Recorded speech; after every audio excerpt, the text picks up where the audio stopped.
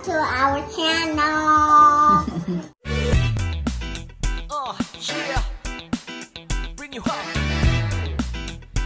So, order kami guys. Online or over here, this one. Click it. Yes, yes, yes.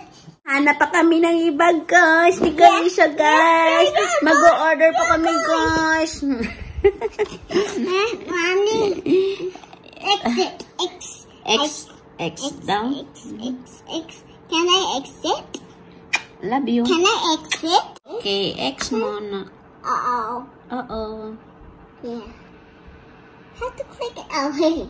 Okay. So, hanap muna kami ng iba, guys. Hindi ko lang alam kung ihatid today or baka tomorrow na. So, at least, naka-order na ako. Nakapag-order na ako sa online shop. Pero hindi ako nag-Mercadona guys. Nag-ano lang ako, nag-Dia. Maya-maya darating na yon. So, habang nag-aantay guys, magtanim muna ako ng hyacinth bulb. Nagtanong na ako sa kaibigan ko dito sa YT World, si Skimmy. Shout out to you, si Skimmy. Eto na, i-replant ko na yung aking hyacinth bulb. So, check mo na lang sa video kung tama yung gagawin ko. Yan, binili ko guys, 2 euros and 85 cents. Puputasan natin muna.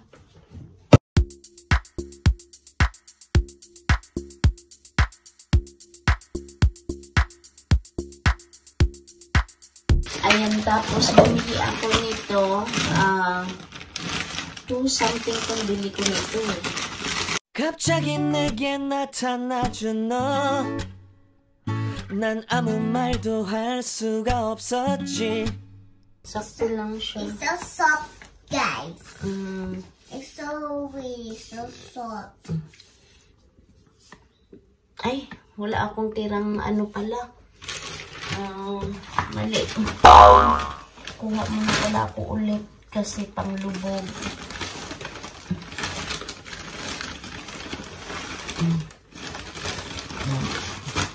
So, price nito guys is 4 euros and 50 cents bawat isa. Natuwa ako guys, pagkabili ko nito 5 euros lang lahat, 3 pots na siya, so meron na siyang 9 bulbs sa 5. So ayan na siya, nakaano na pala siya. Ayan. Wow. So lalagay ko dito.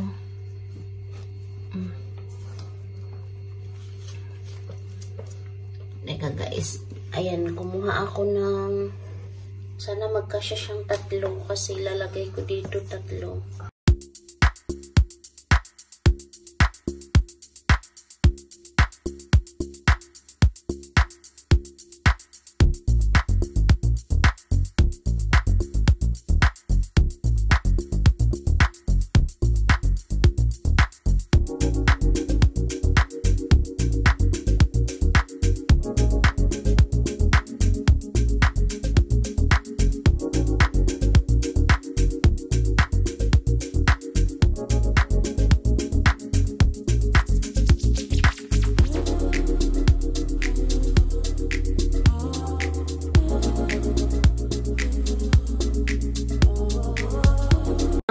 Kulang pa siya ng lupa.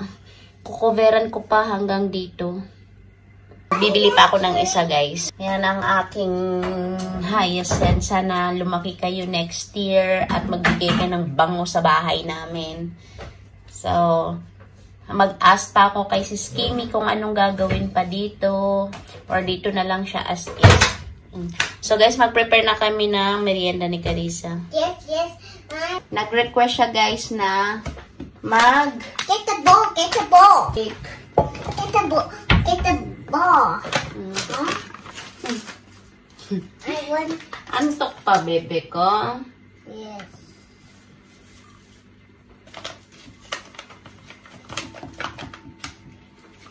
Uh-oh. Maybe we need to cut more. Maybe we need to cut more. You need to cut more. Ang ganyan lang. Okay.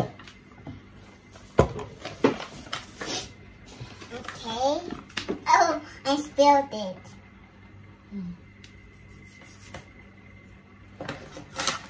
Guys, we need some milk too.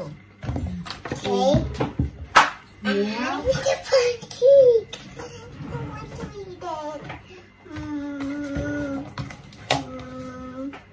There's a white. Yan, tansya ko lang yan, guys. Kasi may mix na ni Carissa. There's a milk on it. Well, so hot today. What do you see? It's so I'm gonna mix it. It's so yum. No. So silly. Oh.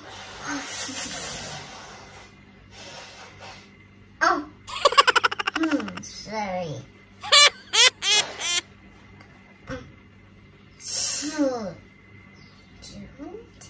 Uh-oh, mix it. Are you mixing it? Yes. Round and round, so dizzy. Look like a circle and the wheel. Whoa. Hawakan mo, anak, dito. What can you help me, Mommy? Say please. Please. I love it. More some pancakes. More. And more some milks. Dali na. Hey, that's good. Hawakan mo kasi ito habang nagmimix It's ka. too hard. It's Sige. too slow. Sige. It's too slow. Sige na nga. It's gonna be so sweet, guys. So sweet. Now, do you have syrup for the pancake of this? Yeah, we have. And do you have this one too? Do you have this one too? Yes or no? No, we don't have it. Do you have syrup? Only Yes or no? syrup. Gustong-gusto niya i-request to na merienda kasi gusto niya mag-participate. Yan na, alam niya.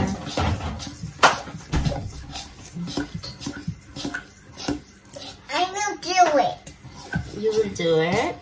I'm getting so bigger and higher. And stronger. Yes. And then, kailangan natin ng butter, baby. Yes, I got butter. I got butters. We will cook na. Yeah. Mommy will cook na. Yan guys, ready na kami. And then si Carissa, nakaslice na yung kanyang pancake. Ayan. And the With milk. And then kay Mommy. Yes, just on top of milk. You need to get the coffee too. Ang inumin ni Mommy? Coffee. Where to get the coffee? To the kitchen. Pakita mo nga. And then the milk. But there's no sugar here. Okay, I will do it. I want to drink the milk. And I want to drink the water too. And I want to eat the pancake too. Let's eat! Let's see. O, sa'yo anak. Gusto niya may sugar. Konti lang anak ha. Kasi it's not good to have sugar in your body. Lots of sugar in your body. After this guys, kakain siya ng fruits. Anong pipiliin mo nak? Pears or apple? I like both because it's yummy. And see in the store. Very In good. the store of apple. So mommy will give you both. Yes, I see in the store the apple. O sige na, tapusin mo na yung pagkain mo, okay? Kasi may pupuntahan tayo mamaya. See? Bale. Ay. Nagbabalik ako guys para lang ikwento sa inyo is yung magandang balita. Yung magandang balita guys, yung tungkol sa asawa ko. Kasi meron na siyang schedule for the second dosage ng bakuna. At least kung kumpleto na siya ng bakuna guys, kampante na ako dito na protected siya. Kasi nag-work din siya everyday. Hindi naman katulad sa amin ni Carissa na hindi naman kami daily lumalabas. Hindi naman ibig sabihin na kampante ka na dahil protected ka na. Kapag pasukan ka ng virus, at least meron ka ng protection makaya na ng system mo na labanan yon. So, doon ako naging kampante. Sa side ko guys, hindi ako nag-request kasi dito sa edad, inuuna nila yung 60 above ata, basta mga senior citizen. Tapos, waiting lang kami kung anong magiging result para sa age bracket namin. So, hindi ko alam. Pero siguro sa mga may sakit, may mga medical history, siguro pwede silang tumawag sa 010 at magpa-schedule. Tapos guys, yung pangalawang good news guys, yung application ni Oscar na European Settlement Scheme approved na. Yay! So, pwede na siya mag-stay doon as long as gusto niya. And then, ang nakakaganda kasi doon na nag-approve, pwede na siyang bumiyahe dito. So, ang dahilan ng hindi siya nakabisita sa amin guys, kasi ang Spain kasi ay naka-amber pa ang status. Pag sinabing amber, yung galing sa UK, pwede silang bumiyahe dito, pero pag balik nila, magko-quarantine sila ng 10 days, hindi sila lalabas ng bahay. So, knowing na nag-work si Oscar, everyday siya nagtatrabaho, hindi yun pwede sa kanya na mag-self-quarantine siya ng 10 days kasi mawawala siya sa trabaho ng 10 days. So, masyadong matagal yun. Kaya inaantay niya na mag-green status ang Madrid para sa ganun makabisita siya sa amin. So, that's the time guys na kapag makarating siya dito, makapag-change na rin kami ng address. Kasi 4 months na kami dito sa bagong bahay guys, pero hindi pa nalipat yung address namin. Andoon pa rin sa kabila kasi kailangan yung presensya ni Oscar. Iba kasi dito, hindi basta-basta makapag-asikaso ng mga papers kapag hindi present yung dalawa. Lalo na kay Carissa kasi hindi mo pwedeng ipadron. Padron kasi guys, yung impadronamiento dito, yun yung census. Sabi sa akin, hindi ako pwedeng magpadron kay Oscar kasi kailangan ang pirma ni Oscar, kailangan yung presensya niya. So, sabi ko, sige, ako na lang at yung anak ko ang magpapadron. So, sabi niya, hindi rin pwede kasi sa side kasi ni Carissa, kailangan pa rin yung approval ng tatay. So, ganun dito sa Spain, guys. Kailangan para sa anak, lalo na pag underage, kailangan ang approval talaga, yung consensus ng dalawang parents. Kailangan talaga yung approval ng dalawang parents. Sa makatuwid guys, hindi kami nakapag-change ng address. So, aantayin pa namin si Oscar na dumating dito sa Madrid nang sa ganun makapag-pedir ako ng sita or appointment para makapag-cambiar kami ng domisilyo. So, yun yung present situation namin guys. So, kahit 4 months na kami dito, hindi kami makapagbago ng address. So, ang existing address namin yung dati pa rin. So, mababago lang yan pag dumating ang asawa ko kasi kailangan ang presensya niya. Siya na lang talaga ang kulang. So, yun ang nakakatuwa kasi meron na siyang schedule sa pangalawang bakuna, tapos approve na yung status niya. So, kapag mag-green ang status ng Spain. So, anytime pwede siya magbiyahe. So, yun ang inaantay natin guys na makarating ang asawa ko dito sa Madrid. Kasi namimiss na namin siya. Namimiss na rin niya anak namin. So, matagal na rin kami hindi nagkita. Parang last September, yung huli niyang bisita sa amin last September nung birthday ni Carissa. So, that's it guys. So, hindi ako magtatagal. Magpapaalam muna ako sa ngayon.